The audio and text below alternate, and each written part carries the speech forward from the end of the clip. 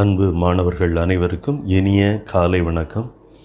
7ஆம் வகுப்பு அறிவியல் பாடத்தில் அலகு 3 நம்மை சுற்றியுள்ள பருப்பொருட்கள் என்ற பாடத்தில் தனிமங்கள், சேர்மங்கள் மற்றும் கலவைகள் என்ற பாட பகுதியின் அடிப்படையில் நம்ம பாடங்களை படித்து வருகிறோம்.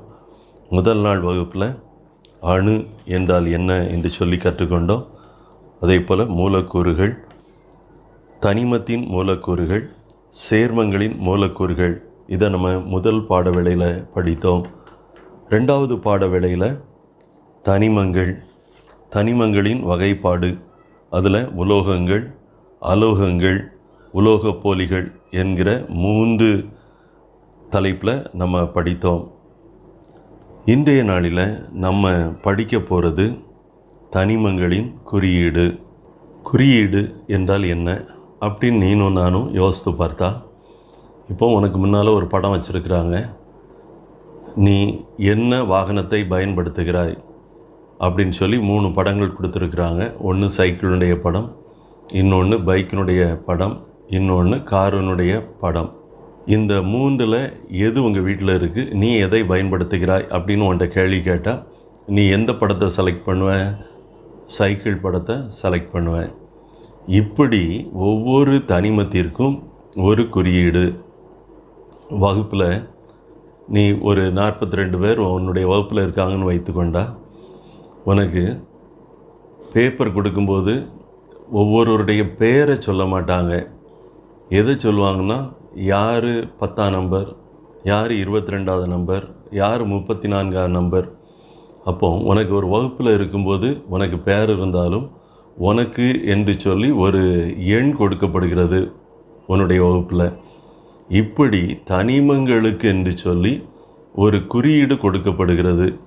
அந்த குறியீடை பற்றி தான் நம்ம படிக்க போகிறோம். தனிமங்களின் குறியீடு.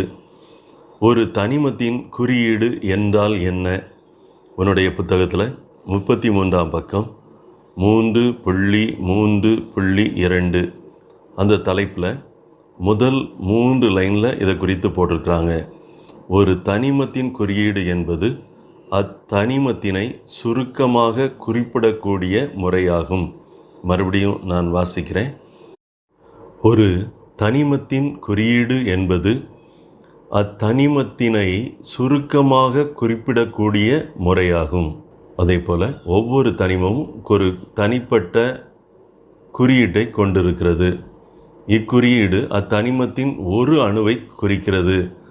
இக்குறியீடுகள் பொதுவாக தனிமத்தின் பெயர்களிலிருந்து பெறப்படுகின்றன. இவை ஆங்கிலம் அல்லது லத்தீன் மொழி பெயர்களாக உள்ளன. இக்குறியீடுகள் international union of pure and applied chemistry IUPAC என்ற அமைப்பினால் அங்கீகரிக்கப்பட்டுள்ளன. ஒரு தனிமத்தில் எத்தனை அணு இருக்குது அதைத்தான் அந்த தனிமத்தின் குறியீடாக எழுதுவாங்க. இதனுடைய பெயர்கள் எங்கேருந்து பெறப்பட்டது அல்லது எங்கேருந்து வந்ததுன்னா, ஒன்று ஆங்கில எழுத்துக்களிலிருந்து வந்திருக்கும், இல்லைன்னா லத்தீன் மொழியிலிருந்து வந்திருக்கும்.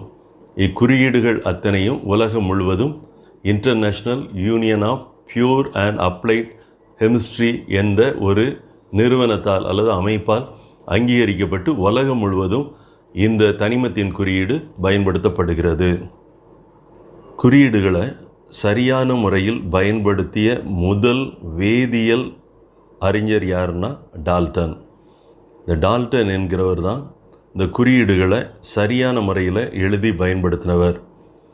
அவர் என்ன செய்தார்னா, ஒரு தனிமத்தை குறிப்பதற்கு பயன்படுத்திய குறியீடு ஒரு குறிப்பிட்ட அளவையும் குறித்தது. அதாவது அது அத்தனிமத்தின் ஒரு அணுவை குறித்தது. ஒரு தனிமத்தின் பெயரில் உள்ள 1 அல்லது 2 எழுத்துக்களை பயன்படுத்தி ஒரு தனிமத்தின் பெயரை எழுதலாம் என்று பெர்சீலியஸ் என்பவர் பரிந்துரைத்தார்.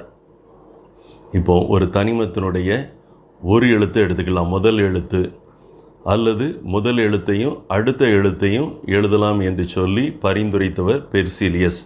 அதாவது தனிமத்தினுடைய பெயரில் ஆங்கிலத்திலேயோ அல்லது லத்தீன்லேயோ இருந்தால் அதனுடைய முதல் எழுத்து அதே முதல் எழுத்து இன்னொரு தனிமத்துக்கு வந்திருந்தால் முதல் எழுத்தையும் அதை தொடர்ந்து அதுக்கு அடுத்தாக்கில் வரக்கூடிய எழுத்தினுடைய சிறிய எழுத்து முதலது கேபிட்டல் லெட்டராக இருக்கும், அடுத்தது ஸ்மால் லெட்டராக இருக்கும். இப்படி எழுதலான்னு சொன்னவர் பெர்சிலியஸ்.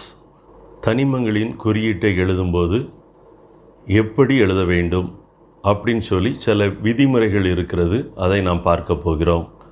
முதலாவது, ஒரு தனிமத்தை நம்ம எழுதுகிறோம்னா தனிமங்களின் குறியீட்டில் 1 அல்லது 2 எழுத்துக்கள் மட்டுமே இடம்பெறுகின்றன. ஒரு தனிமத்தின் குறியீட்டில் முதல் எழுத்து அல்லது அதற்கு வரக்கூடிய அடுத்த எழுத்து மட்டுமே இடம்பெறும்.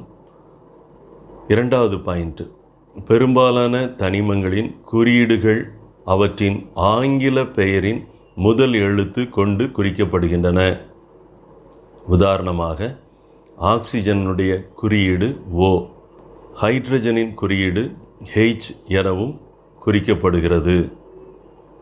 நீங்கள் இந்த தனிமங்களின் குறியீடை பற்றி விரிவாக அடுத்த வருடம், அதாவது நீங்கள் 8ஆப்பு படிக்கும்போது அறிவியல் பாடத்தில் இந்த தனிமங்களின் குறியீடை குறித்து நீங்கள் இன்னும் அதிகமாய் படிக்கப் போகிறீர்கள்.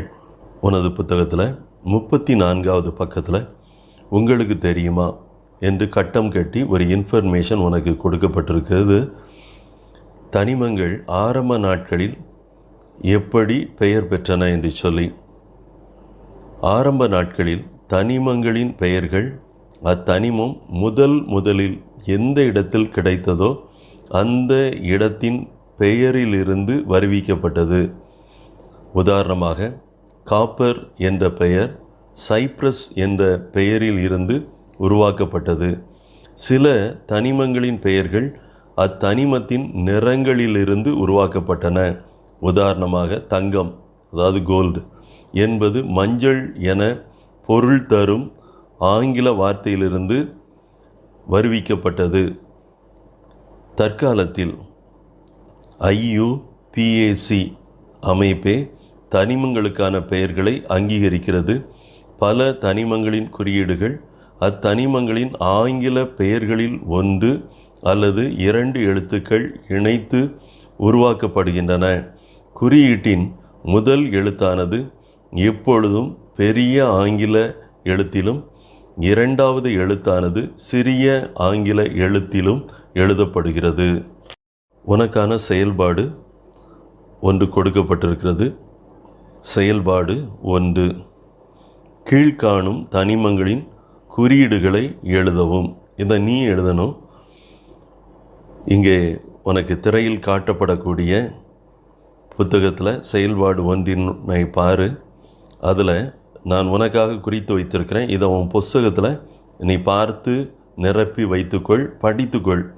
உனக்கு 8ஆம் வகுப்பிலிருந்து நீ படிக்கக்கூடிய மேற்படிப்பு அத்தனையிலும் இது பிரயோஜனமாக இருக்கும். ஆகவே இந்த குறியீடுகளை நீ படித்துக்கொள். தனிமம். தங்கத்துக்கு குறியீடு AU, வெள்ளிக்கு AG, தாமிரத்திற்கு CU, இரும்புக்கு FE, நைட்ரஜனுக்கு N2, ஆக்சிஜனுக்கு O2, அலுமினியத்திற்கு AL, கால்சியத்திற்கு CA, பாஸ்பரஸுக்கு P4, மெக்னீசியத்திற்கு Mg, பொட்டாசியத்திற்கு K, சோடியத்திற்கு Na. இந்த தனிமங்களையும் அதனுடைய குறியீடுகளையும் நீ உன்னுடைய புத்தகத்தில் எழுதி வைப்பது மட்டுமல்ல, நீ படிப்பதும் உனக்கு பின்னாட்களிலே உதவிகரமாக இருக்கும். 3.3.3 மனித உடலில் உள்ள தனிமங்கள். அதாவது நம்முடைய உடம்பில் என்னென்ன தனிமங்கள் இருக்கிறது என்று சொல்லி நம்ம அதை பார்த்தாலே நம்முடைய உடம்பில் இவ்வளவு தனிமங்கள் இருக்கிறதா என்று சொல்லி அறிந்து கொள்ளலாம். மனித உடலில் நிறையில் ஏறத்தாழ 99% நிறையானது 6 வேதியியல் தனிமங்களால் மட்டும் ஆனதாகும். அதாவது நம்முடைய உடம்பில் கிட்டத்தட்ட 99% வெயிட்டானது அறிவியல் படி வேதியியல் தனிமங்கள் 6 கொண்டது ஆகும். அவை எதெல்லாம்னா 1 oxygen, 2 carbon, 3 hydrogen, 4 nitrogen, 5 calcium மற்றும் 6வது பாஸ்பரஸ். மற்ற 5 தனிமங்களான பொட்டாசியம், சல்ஃபர், சோடியம், குளோரின் மற்றும் மெக்னீசியம் போன்றவை மிக குறைந்த சதவீத அளவில் நம்முடைய உடலில் காணப்படுகிறது. இப்போ நம்ம உடம்புல இத்தனை தனிமங்கள் இருக்கிறது. 6 தனிமங்கள் அதிகமாகவும் potassium, sulphur, sodium, chlorine, magnesium போன்ற தனிமங்கள் குறைந்த அளவிலையும் காணப்படுகிறது. உன் புத்தகத்தில் 34ஆம் பக்கத்தில் கீழ்ப்பகுதியில் 3.3.4 காற்றில் உள்ள தனிமங்கள். காற்றில் என்னென்ன தனிமங்கள் இருக்கிறது? காற்றானது பல்வேறு வாயுக்களின் கலவையாகும். காற்றில் நைட்ரஜன் மற்றும் ஆக்சிஜன் ஆகிய தனிமங்களின் மூலக்கூறுகளே 99% காணப்படுகிறது. காற்றில் 2 தனிமங்கள் அதிகமாக இருக்குது. அதாவது 100%ல் 99% காணப்படுகிறது நைட்ரஜனும் ஆக்சிஜனும்.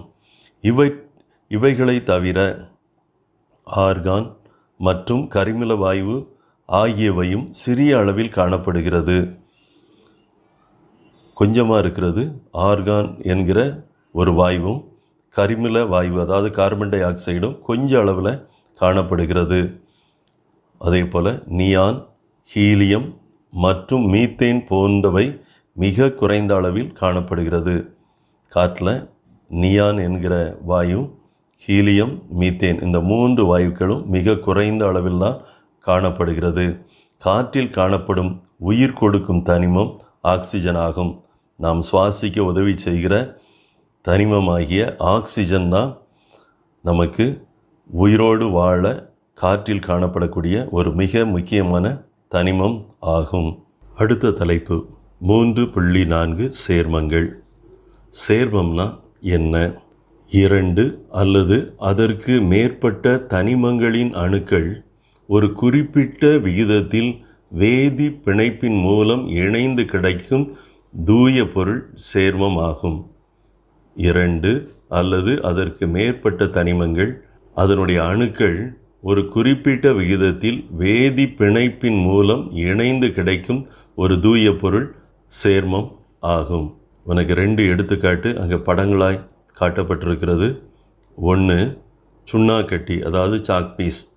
அது எந்த கலரில் இருந்தாலும் அந்த சாக் பீஸ் அதில் கலந்திருக்கக்கூடிய பொருட்கள் கால்சியம், கார்பன் மற்றும் ஆக்சிஜன். இந்த 3 தனிமங்களும் இணைந்து தான் நமக்கு சுண்ணாக்கட்டியாய் அதாவது சாக் பீஸாய் நமக்கு கிடைக்கிறது. அடுத்தது நம்ம இனிப்புக்காய் பயன்படுத்தக்கூடிய சர்க்கரை அதாவது சீனி. இதில் காணப்படக்கூடிய 3 தனிமங்கள் கார்பன், ஹைட்ரஜன் மற்றும் ஆக்சிஜன். இந்த 3ம் இணைந்து தான் நமக்கு சர்க்கரை அதாவது சுகராக நமக்கு கிடைக்கு. இவைகள் 2ம் சேர்மத்திற்கு எடுத்துக்காட்டு ஆகும். சேர்மங்கள் அவற்றிலுள்ள தனிமங்களின் பண்புகளிலிருந்து முற்றிலும் மாறுபட்ட பண்புகளை வெளிப்படுத்துகின்றன. அதாவது தனிமங்கள் இணைந்து தான் சேர்மமாகிறதுன்னு பார்த்தோம். தனிமங்களுடைய பண்பை பார்க்கும்போது அது வேறாக இருக்கும். அவைகள் சேர்மமான பிறகு அதனுடைய பண்புகளை பார்த்தா வித்தியாசமாக இருக்கும். எடுத்துக்காட்டாய் அல்லது உதாரணமாக ஹைட்ரஜன் மற்றும் ஆக்சிஜன் இந்த 2 தனிமங்களும் நம்ம சேர்ந்து தான் அவைகள் குறிப்பிட்ட விகிதத்தில் இணைந்து நீர் என்கிற சேர்மத்தினை உருவாக்குகிறது. அதாவது ஹைட்ரஜன்கிறது ஒரு வாயு, ஆக்சிஜன் என்கிற ஒரு வாயு. இந்த 2ம் இணைந்து நமக்கு நீர் அதாவது தண்ணீர் என்கிற சேர்மத்தை உருவாக்குகிறது. எனினும் நீரானது ஹைட்ரஜன் மற்றும் ஆக்சிஜனின் பண்புகளை கொண்டு இருப்பதில்லை. 2க்கும் வித்தியாசம் இருக்குது. எப்படின்னா உதாரணமாக அறை வெப்பநிலையில் அதாவது நம்ம ரூமில் ஒரு டம்ளரில் தண்ணீரை வைத்தா அது திரவ நிலையில் இருக்கும். ஆனால் அதே அறையில் ஹைட்ரஜன் மற்றும் ஆக்சிஜன் வாயு நிலையில் காணப்படுகிறது. ரெண்டுமே வாயுவாக இருக்குது. இந்த ஆக்சிஜன் தீ எரிவதற்கு துணை புரியும். ஆனால் நீர் அந்த தீயை அணைக்க பயன்படுகிறது. ஆகவே தனிமமாக இருக்கும்போது அதனுடைய பண்புகள் வித்தியாசமாக இருக்கும். அவைகள் சேர்மமாகும்போது அதனுடைய பண்புகள் முற்றிலும் மாறுபட்டதாய் அமைந்திருக்கும். இது உனக்கு கொடுக்கப்பட்ட முதல் எடுத்துக்காட்டு. இரண்டாவது எடுத்துக்காட்டு, சோடியம் மற்றும் குளோரின் ஆகிய இரு தனிமங்களை கொண்ட சேர்மம் சாதாரண உப்பு, அதாவது சோடியம் குளோரைடு ஆகும். அதாவது நம்ம வீட்டில் சமையலுக்கு பயன்படுத்தக்கூடிய உப்புக்கு அறிவியல் பெயர் சோடியம் குளோரைடு. இதில் இருக்கக்கூடிய ரெண்டு தனிமங்கள் சோடியம், இன்னொன்று குளோரின். இந்த ரெண்டையுமே நாம் உணவில் பயன்படுத்துகிறோம். ஆனால் சோடியம் மற்றும் குளோரின் ஆகியவை நச்சுத்தன்மை கொண்டவை. இந்த சோடியமும் குளோரினும் தனித்தனியாக பார்க்கும்போது அவைகளில் விஷத்தன்மை, அதாவது நச்சுத்தன்மை இருக்கும். மேலும் அவை உண்பதற்கு ஏற்றவை அல்ல. ஆனால் அவைகள் இரண்டும் இணைந்து சாதாரண உப்பாக, அதாவது சோடியம் குளோரைடாக மாறும்போது அதில் இந்த விஷத்தன்மையினுடைய அளவு மிக மிக குறைந்த அளவில் தான் காணப்படுகிறது. 35ஆம் பக்கத்தில் மேலே நம்ம சமையலுக்கு பயன்படுத்தக்கூடிய உப்பு எப்படி நமக்கு கிடைக்கிறது என்று சொல்லி அங்கே ஒரு ஈக்குவேஷன் போட்டிருக்கிறாங்க. சோடியம் அறை வெப்பநிலையில் சோடியம் மிகுந்த வினைத்திறன் கொண்டது. இது நீருடன் வினை புரியும் போது தீவிரமாக எரிகிறது. குளோரின் அறை வெப்பநிலையில் ஒரு மஞ்சள் நிற நச்சுத்தன்மை கொண்ட ஒரு வாயு. அப்போ சோடியமும் ப்ளஸ் குளோரினும் இணையும் போது இந்த இரண்டும் நமக்கு இணைந்து கொடுப்பது சோடியம் குளோரைடு, அதாவது உப்பு சமையலுக்கு பயன்படுகிறது. அன்பு மாணவர்களே, இப்போது இந்த சோதனையை நீங்கள் பார்த்தீங்கன்னா ஒரு சோடியம், அதாவது மிக சிறிய அளவில் வெட்டி தண்ணீரில் அதை போட்டால் அது தண்ணீரில் போட்ட உடனே அது வேகமாக நம்ம எந்த பாத்திரத்தில் அல்லது எந்த ஆய்வக பயன்படுத்தப்படக்கூடிய ஒரு பாத்திரத்தில் நம்ம போட்டால் அது தண்ணீருக்கு மேலே மிதந்து வேகமாய் சுற்றி வரும். இதை நம்ம பார்க்கலாம், இந்த வீடியோவில் நம்ம பார்க்கலாம். சிறிய ஒரு சோடிய துண்டு தண்ணீரில் வேகமாக சுற்றி வர்றதை நம்ம பார்க்கலாம்.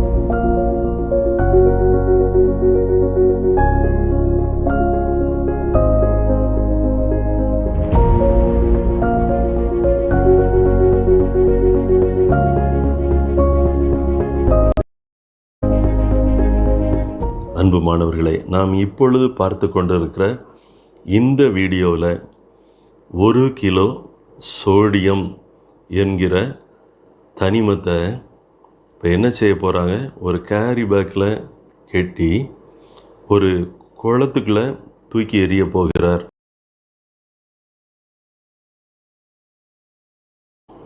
என்ன நடக்குதுன்னு பாருங்கள். அந்த 1 கிலோ கொண்ட அந்த சோடியம் கேரி பேக்கை தண்ணீருக்குள்ளே விழுந்த உடனே பெரிய அளவில் சத்தத்தோடு அங்கே வெடிக்கிறது. அதன் பிறகு நீங்கள் பார்த்தீங்கன்னா அந்த சோடியம் எங்கெங்கே வெடிக்கும்போது விழுந்ததோ அந்த இடங்களில் கூட அந்த சோடியம் நீருடன் வினைபுரிந்து வெடிப்பதை நம்ம பார்க்கலாம்.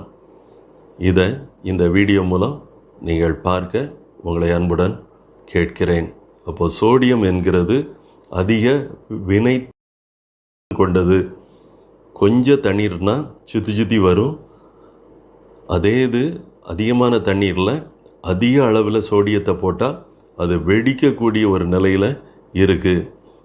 இந்த சோடியமும் அதே போல் மஞ்சள் நிற குளோரின் வாயுவும் இணைந்து தான் சோடியம் குளோரைடு, அதாவது சமையலுக்கு பயன்படுத்தக்கூடிய உப்பு நமக்கு கிடைக்கிறது. 3.4.1 சேர்மங்களின் பண்புகள். சேர்மத்தில் என்னென்ன பண்புகள் இருக்கிறது?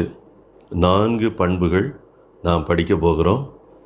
1வது குறிப்பு, அதாவது ஃபஸ்ட் பாயிண்ட், தனிமங்கள் ஒரு குறிப்பிட்ட விகிதத்தில் இணைவதாலேயே சேர்மங்கள் உருவாகிறது. அதாவது தனிமங்கள் இணைந்து தான் சேர்மங்கள் உருவாகிறது. 2வது பாயிண்ட், ஒரு சேர்மத்தின் பண்புகள் அதனை உருவாக்கிய தனிமங்களின் பண்புகளிலிருந்து முற்றிலும் மாறுபடுகின்றன. அதாவது தனிமமாக இருக்கும்போது அதனுடைய பண்புகள் வேறாக இருக்கும். அது இணைந்து சேர்மமான பிறகு அந்த தனிமத்தின் பண்புகளிலிருந்து அவைகள் முற்றிலும் வேறுபட்டதாக இருக்கும். 3வது பாயிண்ட், சேர்மங்களை இயற்பியல் முறையில் பிரிக்க இயலாது. ஏனெனில் இவை வேதி பிணைப்பினால் இணைக்கப்பட்டுள்ளன, வெவ்வேறு தனிமங்களை கொண்டுள்ளன. சோடியம் குளோரைடை வடிகட்டுதல் போன்ற இயற்பியல் முறையால் பிரிக்க இயலாது. தனிமங்கள் இணைந்து சேர்மமான பின்பு அவைகளை இயற்பியல் முறையில் பிரிக்க முடியாது. இப்போது சோடியம் குளோரைடு சாதாரண உப்பை வடிகட்டி நம்ம அதை பிரிக்க முடியாது. எப்படி பிரிக்க முடியாது? தனியாக சோடியமாகவும் குளோரினாகவும் பிரிக்க முடியாது.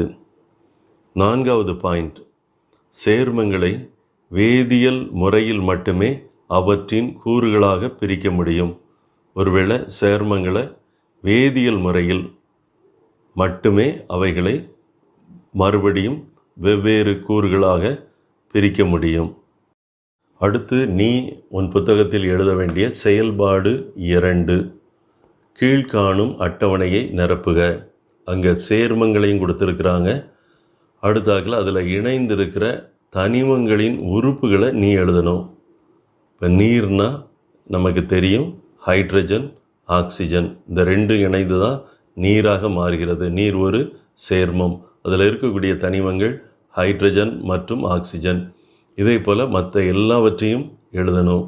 இப்போ உப்புக்கு, அதாவது சோடியம் குளோரைடுக்கு சோடியம் குளோரின், சோடியம் கார்பனேட்டுக்கு சோடியம் கார்பன் ஆக்சிஜன், சோடியம் கார்பனேட்டாக மாறியிருக்கு.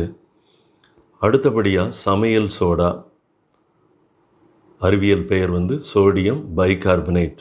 இதில் எதெல்லாம் தனிமங்கள் இருக்கிறது என்று பார்த்தால் சோடியம் இருக்குது, கார்பன் இருக்குது, ஹைட்ரஜன் இருக்குது, ஆக்சிஜன் இருக்குது. 4 தனிமங்கள் சேர்ந்து தான் சமையல் சோடாவாய் மாறியிருக்கிறது. அடுத்தது வெள்ளை சர்க்கரை, அதாவது சீனி. இது அறிவியல் பெயர் சுக்ரோஸ். இதில் எதெல்லாம் கலந்துருக்கு அப்படின்னு பார்த்தா இதனுடைய தனிமங்கள் கார்பன், ஹைட்ரஜன், ஆக்சிஜன்.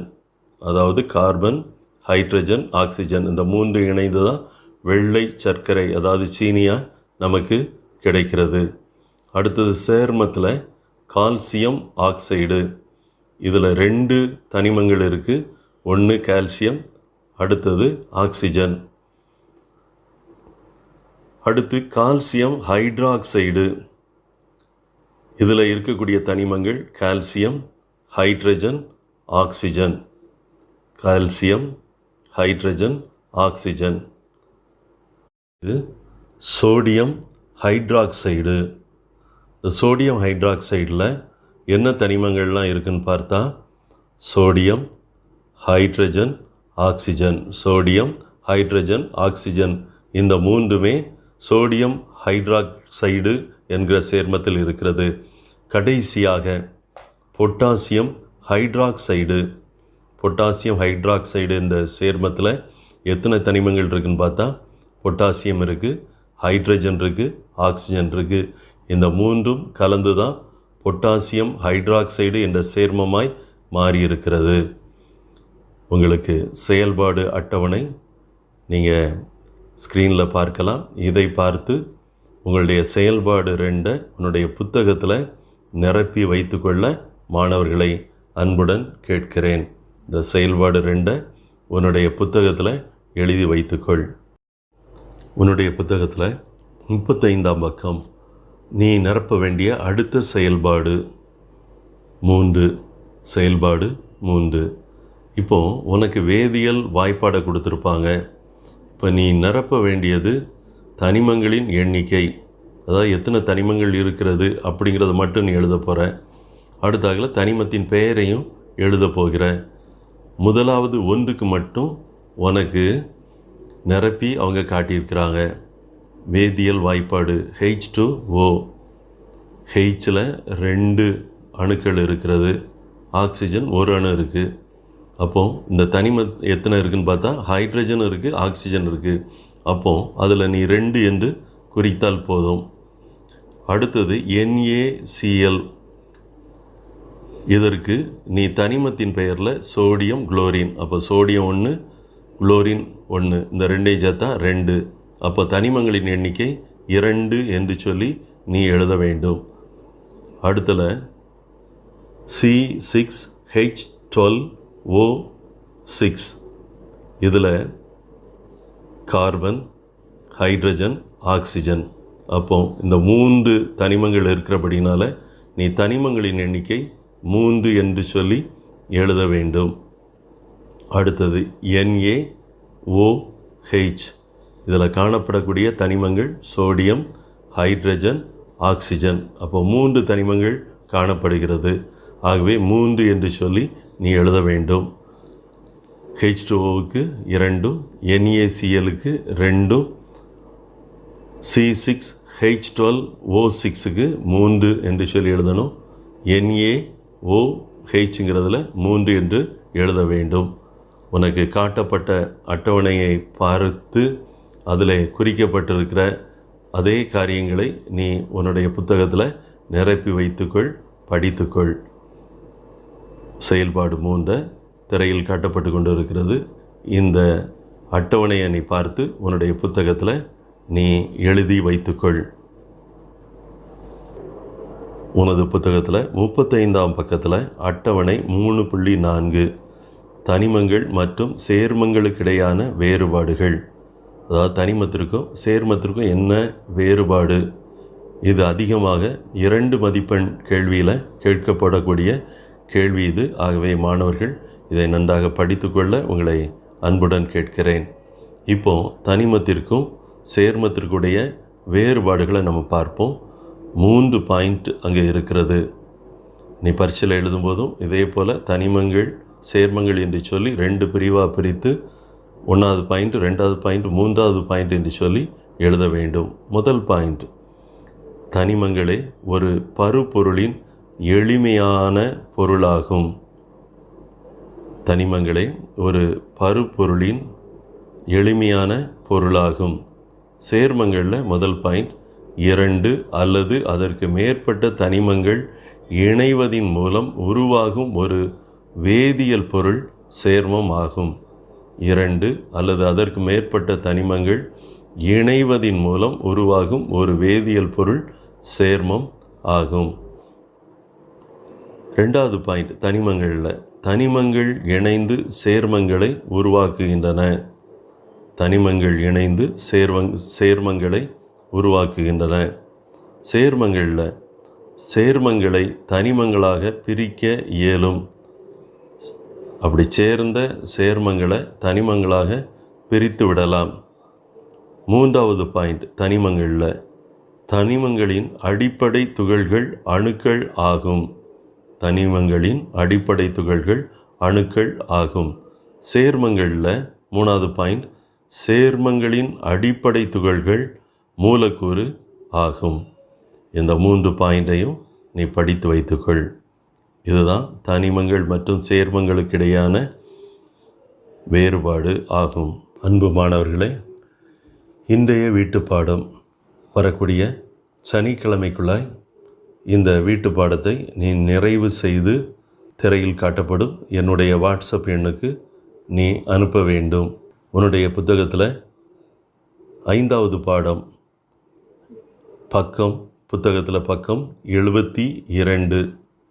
இதில் ரோமன் லெட்டர் 1, 2, 3 and 4, அதாவது 72ஆம் பக்கத்தில் உள்ள அத்தனை விடைகளையும், அதாவது ஒரு மதிப்பெண் விடைகள் அத்தனையும் நீ புஸ்தகத்தில் எழுதி அந்த மதிப்பீடு என்கிற இடத்துல உன்னுடைய பெயரையும் உன்னுடைய வகுப்பையும் எழுதி நீ திரையில் காட்டப்படக்கூடிய எனது வாட்ஸ்அப் எண்ணுக்கு அனுப்பி வைக்க வேண்டும். சரியான விடையை தேர்ந்தெடு, கோடிட்ட இடங்களை நிரப்புக, சரியா தவறா என கூறுக, பொறுத்துக. இந்த 4 மட்டும் ஏற்கனவே உனக்கு முந்தைய பாடங்களில் இதற்கான விடைகள் உனக்கு காட்டப்பட்டிருக்கிறது. நீ அந்த வீடியோவை பார்த்து விடைகளை சரியாக நிரப்பி உன்னுடைய பெயரையும் வகுப்பையும் எழுதி அந்த ஒரு பக்கத்தை 72ஆம் பக்கத்தை மட்டும் நீ ஃபோட்டோவோ அல்லது ஸ்கேனோ எடுத்து என்னுடைய வாட்ஸ்அப் நம்பருக்கு அனுப்ப அன்புடன் கேட்கிறேன். இன்றைய பாட வேளை இத்துடன் நிறைவு பெறுகிறது. மாணவர்கள் அனைவருக்கும் நன்றி, வணக்கம்.